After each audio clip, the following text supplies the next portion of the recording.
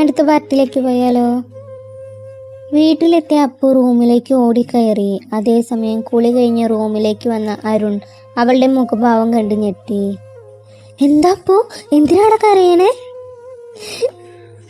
അവൾ കരഞ്ഞുകൊണ്ട് വന്ന് അരുണിനെ കെട്ടിപ്പിടിച്ചു. ഏട്ടൻ്റെ ഫ്രണ്ടല്ലേ അവനോട് പറ കല്യാണം കഴിക്കണ്ടെന്ന്.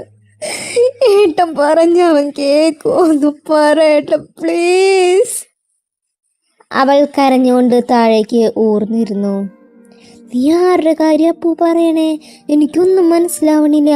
ആദ്യം നീ കരച്ചിൽ നിർത്ത്. അരുൺ താഴെ നിന്നും അവളെ എണീപ്പിച്ചു. നീല അവനെനിക്കിഷ്ടേട്ട.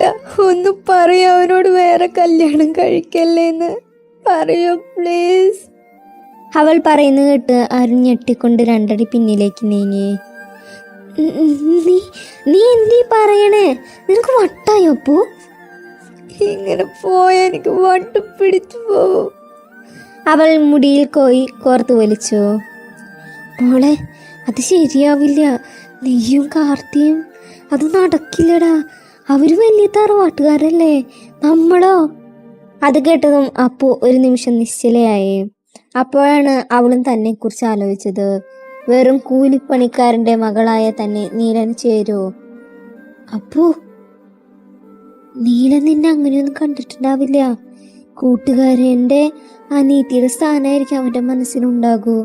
പിന്നെ നിങ്ങളുടെ പ്രായം എത്ര വ്യത്യാസം ഉണ്ടെന്നറിയോ? നീയും കണ്ടതല്ലേ കല്യാണം ഉറപ്പിച്ചപ്പോഴുള്ള കാർത്തിയുടെ മുഖത്തെ സന്തോഷം. അരുൺ പറയുന്നത് കേട്ട് അപ്പു മിണ്ടാതിരുന്നു.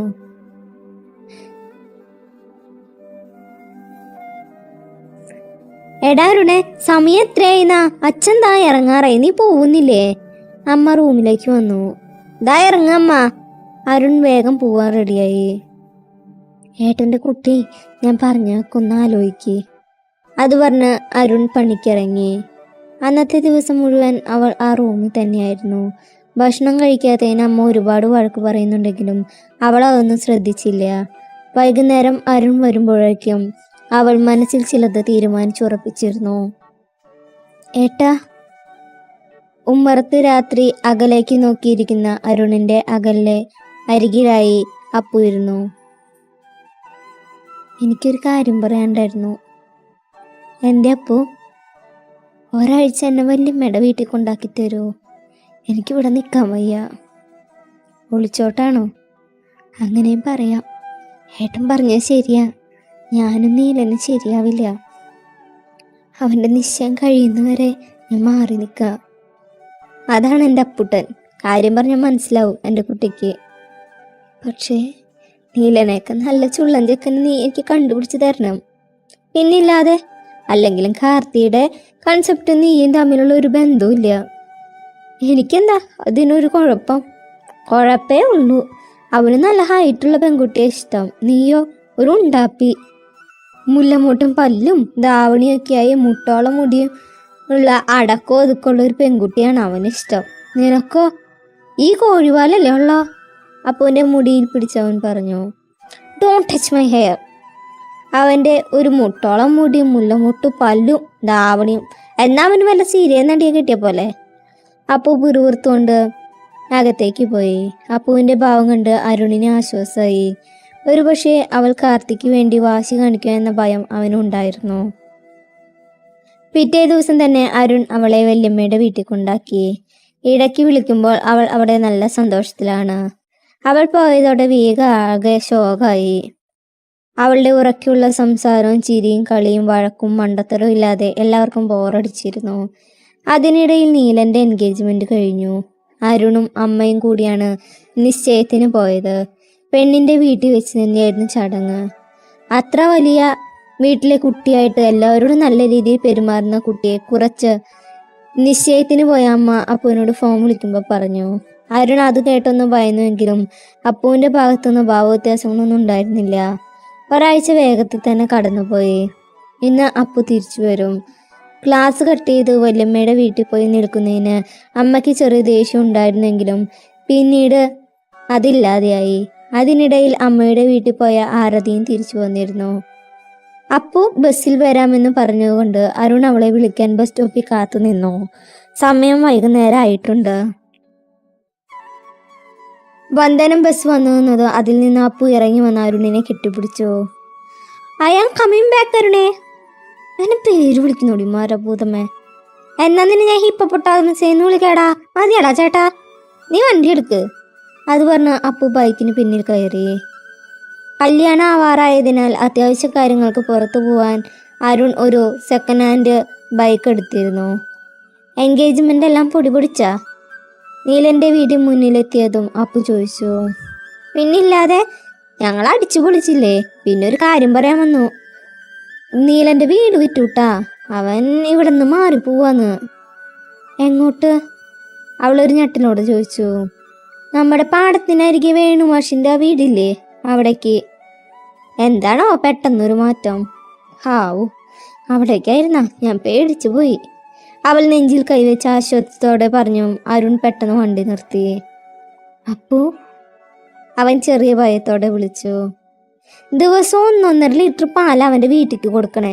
അത് വേസ്റ്റായി പോയാലൊന്ന് കരുതിയ, അല്ലാതെ വേറൊന്നല്ല. ഇന്ന് രാവിലെ അവിടേക്ക് പാൽ കൊണ്ടുപോയി കൊടുക്കണ കാരണം അമ്മ പാലിൻ്റെ പൈസ കിട്ടുമ്പോൾ 100 രൂപ പോക്കറ്റ് മണി തരുകയും ചെയ്യും. അത് പറഞ്ഞതും അരുൺ ഒരാശ്വാസത്തോടെ വണ്ടി മുന്നോട്ടെടുത്തു. ചിലപ്പോൾ ഭാര്യയ്ക്ക് പഴയ വീട് ഇഷ്ടമായിരിക്കില്ല. അതുകൊണ്ടായിരിക്കും പുതിയ വീട് വയ്ക്കാനായിരിക്കും നീലം വീട് വിറ്റത്. ആദ്യമ പറഞ്ഞ നീയും പുതിയ വീട് വാങ്ങോടാ ഏട്ടാ.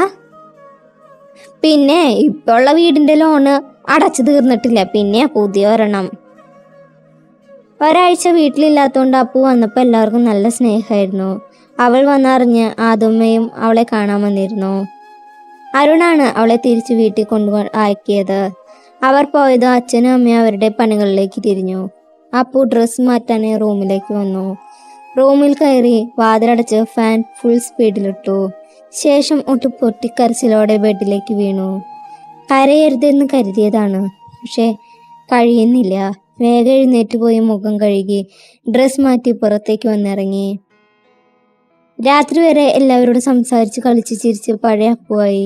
ഇടയ്ക്ക് അമ്മയുടെ വായിൽ നിന്ന് നീലനെ സംബന്ധിക്കുന്ന എന്തെങ്കിലും കാര്യം വരുമ്പോൾ അരുൺ വേറെ എന്തെങ്കിലും പറഞ്ഞ് വിഷയം മാറ്റിക്കളയും. പിറ്റേ ദിവസം അമ്മ അവളെ പാല് കൊടുക്കാൻ പോവാൻ എണീപ്പിച്ചു. നീലനെ ഫേസ് ചെയ്യാൻ കഴിയാത്തതുകൊണ്ട് അവൻ്റെ വീട്ടിലേക്ക് പാല് കൊണ്ടു കൊടുക്കാൻ അപ്പു അരുണിനോട് കെഞ്ചി പറഞ്ഞു. ഏട്ടന് പണിക്ക് പോകണ്ടേ, മോള് കൊണ്ടുപോയി കൊടുക്ക്. എത്ര കാലം നീ ഒളിച്ചു നടക്കും? ഇത്രയും ധൈര്യമുള്ളോ നിനക്ക്? ഏട്ടൻ്റെ തങ്കക്കൂട അല്ലേ നീ? അരുൺ അവളുടെ കവിൾ വലിച്ചുകൊണ്ട് പറഞ്ഞു. ഞാൻ തങ്കക്കൂടാണെങ്കിൽ നീ എന്താ തങ്കച്ചേരുവോ? അവൾ കൈ തട്ടി മാറ്റി. അയ്യേ, രാവിലെ തന്നെ അവളുടെ പൊളിഞ്ഞ വാട്സപ്പ് കോമഡി. ഇതിന് മാത്രം ഒരു കുറവുമില്ല. എന്നാൽ ഞാൻ വേറൊരു കോമഡി പറയാം. ആനയും ഉറുമ്പും കൂടി പുഴയിൽ നിക്കർ അലക്കാൻ പോയ കോമഡി. അയ്യോ, ഈ രാവിലെ തന്നെ അത്രയും വലിയ കോമഡി കേട്ട് ചിരിക്കാനുള്ള ത്രാണി എനിക്കില്ലേ മോളെ. നീ പോയി പാല് കൊണ്ടുപോയി കൊടുക്ക്. അരുൺ തോർത്തെടുത്ത് കുളിക്കാൻ കയറി. നീ എന്താ ഇത്ര നേരമായിട്ടും പോയില്ലേ അപ്പു? നിന്റെ മുഖത്തിനത് എന്ത് പറ്റി? പെയിന്റിൽ മുഖവും കുത്തി വീണാ? കുളി കഴിഞ്ഞിറങ്ങിയ അരുൺ കണ്ണാടിക്ക് മുന്നിൽ നിൽക്കുന്ന അപ്പുവിനെ നോക്കി ചോദിച്ചു. ഇത് പെയിന്റല്ല പൊട്ട, മേക്കപ്പാണ്. നീ എങ്ങോട്ട് ഈ മേക്കപ്പ് ഇട്ട് കുളിക്ക് പോലും ചെയ്യാതെ പട്ടുപാടൊക്കെ ഇട്ട് മലയാളി മങ്കിയായിട്ട്? ദേ, എന്നെ മങ്കിന്ന് വിളിച്ചാണ്ടല്ലോ നിന്റെ കൊട്ടത്തല തേങ്ങ ഞാൻ അടിച്ച് പൊട്ടിക്കും. അത് നീ നഷ്ടബോധം തോന്നാനാ? എന്നെ പോലെ ഒരു സുന്ദരി കിട്ടി വിട്ടുകളഞ്ഞേന്. അതിനവന് നഷ്ടബോധം തോന്നാൻ നിന്റെ ഉണക്ക പ്രണയത്തിന്റെ കാര്യം അവൻ അറിയില്ലല്ലോ. അറിയില്ലെങ്കിൽ വെറുതെ ഒരു നഷ്ടബോധം തോന്നണം. നിനക്ക് പ്രാന്താ പെണ്ണേ. ഈ കോലത്തിൽ നീ പാല് കൊണ്ടുപോയി കൊടുത്ത നാട്ടുകാർ പറയുന്ന നിനക്ക് വട്ടാന്ന്. ആരെങ്കിലും ചോദിച്ചാ ഞാൻ പറഞ്ഞുകൊണ്ട് അമ്പലത്തിൽ പോയാന്ന്. അത് പറഞ്ഞ അപ്പു കണ്ണാടിക്ക് മുന്നിലുള്ള പാത്രത്തിലെ ചന്ദനം എടുത്ത് തൊട്ടു. അതിനു മുകളിൽ ലിപ്സ്റ്റിക് കൊണ്ട് ഒരു ചുവപ്പ് ചന്ദനവും അതിനു മുകളിലായി അടുക്കളയിൽ നിന്നും എടുത്തുകൊണ്ടുവന്ന മഞ്ഞപ്പൊടിയിൽ കുറച്ച് വെള്ളം ചേർത്ത് അതും തൊട്ടു. ഈ ബുദ്ധി നീ പഠിക്കണ കാര്യത്തിൽ കണ്ടിരുന്നെങ്കിൽ എന്നെ നീ കളക്ടറായേനെ. അരുൺ താടിക്കും കൈ കൊടുത്തുകൊണ്ട് പറഞ്ഞു. അപ്പോൾ അവനെ നോക്കിയൊന്ന് പുച്ഛിച്ചു മുറ്റത്തേക്ക് ഇറങ്ങി. ഇന്നു മുതൽ പാടത്തെ വീട്ടിലേക്കാണ് പാല് കൊണ്ടുപോയി കൊടുക്കേണ്ടത്. എന്നാൽ ഇവൻ എന്തിനാ വീട് മാറിയേ? നല്ലൊരു വീടായിരുന്നു. ഒരു ലോട്ടറി അടിച്ചെങ്കിൽ ആ വീട് അച്ഛനെ കൊണ്ട് വാങ്ങിക്കായിരുന്നു. അപ്പോൾ ഓരോന്നാലോചിച്ച് വീടിന് മുന്നിലെത്തി. അത്യാവശ്യം വലിപ്പമുള്ള ഓടിട്ട ഒരു നില വീടായിരുന്നു അത്. ഉള്ളുകൊണ്ടുള്ള പടി കടന്ന് അകത്തേക്ക് എത്തുമ്പോൾ മുറ്റത്ത് കുറേ ചെടികളുണ്ട്. ശരിക്കും അമ്പലത്തിൽ പോയിന്ന് തോന്നിക്കോട്ടെ. അപ്പോൾ മുന്നിൽ നിൽക്കുന്ന മുല്ലയിൽ നിന്നും തെച്ചിയിൽ നിന്നും 2 പൂവ് എടുത്ത് തലയിൽ വെച്ച് മുന്നോട്ട് നോക്കിയതും ഒരു ചെറിയ ആൺകുട്ടി മുന്നിൽ കൈ കെട്ടി ദേഷ്യത്തിൽ നിൽക്കുന്നു. എന്താ വാവേ? അവളൊന്ന് കുനിഞ്ഞ് കുഞ്ഞിനെ നോക്കി. എന്തിനാണ് നീ അഞ്ച് പൂ പൊച്ചിച്ചേ? ഈ കുട്ടി ഇതേത് ഭാഷയാ പറയണതേമേ? എന്തിനാണ് അഞ്ച് പൂ പൊച്ചിച്ചടി? അവൾ വീണ്ടും ദേഷ്യത്തിൽ ചോദിച്ചു. ഡിയോ? എന്നെ ഡി എന്ന് വിളിക്കുന്ന നീ ആരുടെ കൊച്ചേർക്കാ? നീ അഞ്ച് പൂ പൊട്ടാട്ട നിന്നെ ഞാൻ കല്ലെറിയും. ആഹാ, അത്രക്കായാ? അന്നാ ഒന്ന് കാണല്ലോ. കുഞ്ഞല്ലേന്ന് കരുതിയപ്പോ നീ എന്നെ വരട്ടണോ? അപ്പം മുന്നിൽ കണ്ട തെച്ചി ചെടിയിലെ പൂ പറിച്ച് അത് ഇതളാക്കി അവന്റെ മുമ്പിലായി മണ്ണിലിട്ടു. നീ നോക്കിക്കോ, നമ്മ നോക്കൂ. കുഞ്ഞു വിരുമ്പിക്കൊണ്ട് അകത്തേക്ക് ഓടി. എൻ്റെ ഈശ്വര, ആ ചക്കൻ ഇനി ആരോടെങ്കിലും പറഞ്ഞു കൊടുക്കൂ. അപ്പു പേടിയോടെ താഴെ കിടക്കുന്ന പൂക്കൾ എടുത്ത് വേലിക്ക് പുറത്തേക്ക് എറിഞ്ഞു. ശേഷം മുന്നോട്ട് നടന്നതും നീലൻ പുറത്തേക്ക് വരുന്നു. അവന്റെ കയ്യിൽ ആ കുട്ടിയും ഉണ്ട്.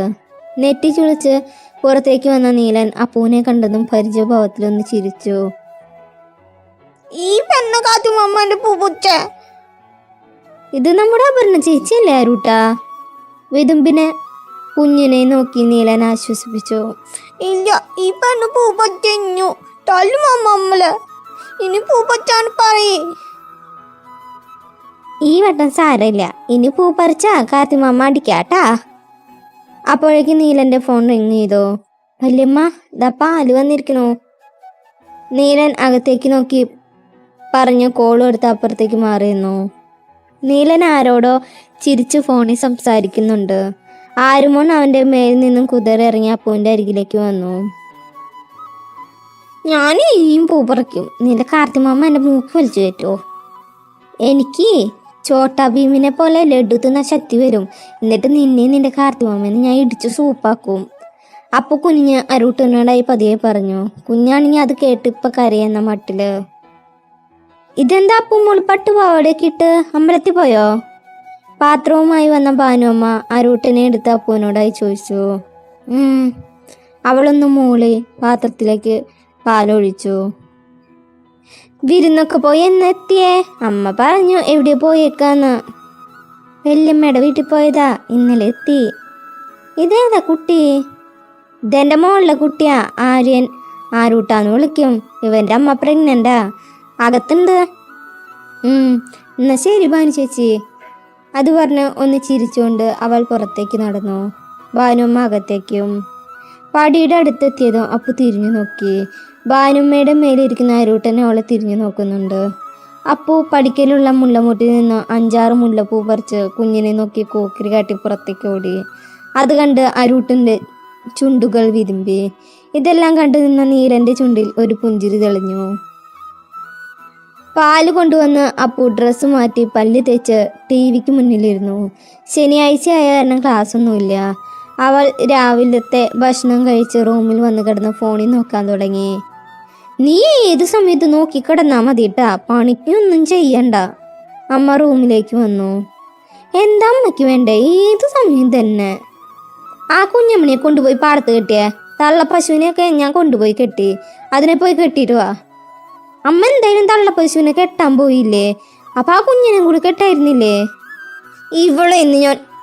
അമ്മ കൈ വാങ്ങിയതോ അപ്പു പുറത്തേക്ക് ഓടി. ആ പുഴയുടെ ഭാഗത്തേക്ക് പോവല്ലേട്ടപ്പോ? അമ്മ പിന്നിൽ നിന്ന് വിളിച്ചു പറഞ്ഞു. അപ്പു കുഞ്ഞമ്മണിയും വലിച്ച് പാടത്തേക്ക് നടന്നു. നിനക്ക് ഇത്തിരിയെങ്കിലും ഉളുപ്പുണ്ടോ കുഞ്ഞമ്മണി? ഞാൻ അന്ന് അച്ഛനോട് പറഞ്ഞ നിനക്ക് ഹാപ്പിന്നോ പോപ്പിന്നോ പാപ്പിന്നോ പേരിടാൻ. എന്നിട്ട് ആരെങ്കിലും എൻ്റെ വാക്കിനൊരു വില തന്നാ. എന്നിട്ട് നിനക്ക് അവസാനം ഇട്ട പേരെന്താ? കുഞ്ഞമ്മണിന്ന്. ഇനി നീ വലുതായ കുഞ്ഞമ്മണിന്ന് വിളിക്കുമ്പോൾ നീ എല്ലാവരുടെ മുന്നിൽ ലജ്ജാഹായിട്ട് നിൽക്കേണ്ടി വരില്ലേ? നോക്കിക്കോ, അല്ലെങ്കിൽ നമ്മൾ പറയുന്നതിനൊന്നും ഇവിടെ വിലയില്ലല്ലോ. അവൾ പശുക്കുട്ടിയുടെ കയർ പിടിച്ച് ഇടവഴിയിലൂടെ നടന്നു. കയറി വലിച്ച് പശുക്കുട്ടി ഓടാൻ തുടങ്ങി. പിന്നാലെ അപ്പുവും. അവരവസാനം വന്ന് നിന്നത് പുഴക്കരികിലാണ്. നടക്കൂ കുഞ്ഞമ്മണി. അവൾ പശുക്കുട്ടിയെ തിരിച്ചു കൊണ്ടുപോകാൻ നോക്കിയതും പശുക്കുട്ടി ഒരടി നീങ്ങാതെ പുഴക്കരികിലേക്ക് പുല്ല് തിന്നാൻ തുടങ്ങി. അപ്പു പശുക്കുട്ടിയെ ഒരു മരത്തിൽ പിടിച്ചു കെട്ടി പുഴക്കരികിലുള്ള കല്ലിലിരുന്ന് കാല് വെള്ളത്തിലേക്കിട്ടു. എന്നാലും നിങ്ങളുടെ കാര്യം വലിയ കഷ്ട ഫിഷിംഗ് കുഞ്ഞുങ്ങളെ. എല്ലാവരെയും കാണാൻ ഒരുപോലെ ഇരിക്കുന്നു. നിങ്ങളുടെ ഡാഡിയും മമ്മിയെ കൂട്ടത്തിൽ നിങ്ങൾ എങ്ങനെ ഐഡന്റിഫൈ ചെയ്യുക? How cruel god you. എല്ലാ മീനുകളും ഒരേപോലെ ജനിപ്പിച്ചിരിക്കുന്നു. അപ്പോൾ പുഴയിലെ മീൻ കുഞ്ഞുങ്ങളെ നോക്കി പറഞ്ഞു, ഞാൻ അങ്ങനെ ഇരിക്കുമ്പോൾ ഒരു വലിയ മീൻ എൻ്റെ കയ്യിൽ വന്ന് വീണെങ്കിൽ എത്ര നന്നായിരുന്നു. എന്നാൽ അതിനെ വീട്ടിൽ കൊണ്ടുപോയിട്ട് കറി വെച്ച് ചോറിനൊപ്പം കൂട്ടായിരുന്നു. വീട്ടിൽ ചൂണ്ടയിരിക്കുന്നുണ്ട്, അതുകൊണ്ട് വന്നാൽ മീൻ പിടിക്കാം. അല്ലെങ്കിൽ വേണ്ട, മെനക്കെട്ട പണിയാ. ഇത്രയും ദിവസം മീൻ ഉണ്ടായിട്ടല്ലല്ലോ ചോറ് കഴിച്ചേ. അല്ല പിന്നെ ഈ മനസ്സിന് വെറുതെ ഇരിക്കാനും മനസ്സ് സമ്മതിക്കില്ല മനുഷ്യ. അവൾ പിറുപുറത്തുകൊണ്ട് എണീറ്റ് തിരിഞ്ഞതും പിന്നെ നീലൻ. കൂടെ വേറൊരു പയ്യനും കൂടെ ഉണ്ട്, കയ്യിലൊരു ചൂണ്ടയുണ്ട്. നീ എന്താ ഇവിടെ ഒറ്റയ്ക്ക്? നീലൻ ചോദിച്ചു. ഞാൻ രമണീനെ കണ്ടപ്പോൾ കുറച്ച് നേരം ഇവിടെ ഇരുന്നതാ. രമണിയാ? ഏത് രമണി? നീലൻ സംശയത്തോടെ ചോദിച്ചു. ഈ രമണി തന്നെ, അവൾ ചുറ്റും നോക്കി പറഞ്ഞു. ഈ മലയും പുഴയും കാടും പച്ചപ്പും ഒക്കെയുള്ള രമണിയല്ലേ? പ്രകൃതി രമണിയതാ? ആ ചേച്ചി ഉദ്ദേശിച്ച അതാന്ന് തോന്നണേ, കൂടെയുള്ള പയ്യൻ നീലനോടായി പറഞ്ഞു. കണ്ടോ, സ്വന്തം ട്യൂഷൻ പിള്ളേർക്കുള്ള ബുദ്ധി പോലും മാഷിനില്ല. നീ വേഗം ട്യൂഷൻ ക്ലാസ് മാറിക്കോ മോനെ, അപ്പു ആ പയ്യനോടായി പറഞ്ഞു. ചേച്ചി അങ്ങനെ കളിയാക്കണ്ട, കാർത്തി സാറിന് എല്ലാ കാര്യം അറിയാലോ, അവൻ അഭിമാനത്തോടെ പറഞ്ഞു. എന്നാ വന്ദനം ബസ്സിലേക്ക് ഇടിച്ചേണ്ട അനിയൻ്റെ പേരെന്താ? നിന്റെ കാർത്തി സാറിന് എല്ലാ കാര്യം അറിയാലോ, അപ്പു കൈ കെട്ടി നിന്ന് നീലനോട് ചോദിച്ചു. അയ്യോ, അങ്ങനെയുള്ള ചോദ്യമില്ല, ബുദ്ധിപരമായ ചോദ്യങ്ങൾ, like GK, movies, sports and current affairs അല്ലേ കാർത്തി മാഷേ? അവൻ കയ്യിലെ ചൂണ്ട വടി വീശി നീലനെ നോക്കിയതും അവൻ തലയാട്ടി. എന്നാ സമ്മറിൻ ബദ്ലഹേം സിനിമയിൽ ജയറാമിന് പൂച്ച അയച്ചു കൊടുത്ത പെണ്ണിൻ്റെ പേര് പറ നിന്റെ കാർത്തി സാറിനോട്. മാഷ് ഉത്തരമൊക്കെ പറഞ്ഞു കൊടുത്തിട്ട് വാട്ടാ, ഞാൻ പോയി ചൂണ്ടയിടട്ടെ. അപ്പോൾ എൻ്റെ ചോദ്യം കേട്ട് കിളി പോയ പയ്യൻ പതിയെ പറഞ്ഞ് അവിടെ നിന്ന് ഒഴിവായി. അപ്പു നീലനെ നോക്കിയൊന്ന് പുച്ഛിച്ച് മുന്നോട്ട് നടന്നു. പിന്നെ നീലൻ്റെ വിളി വന്നു.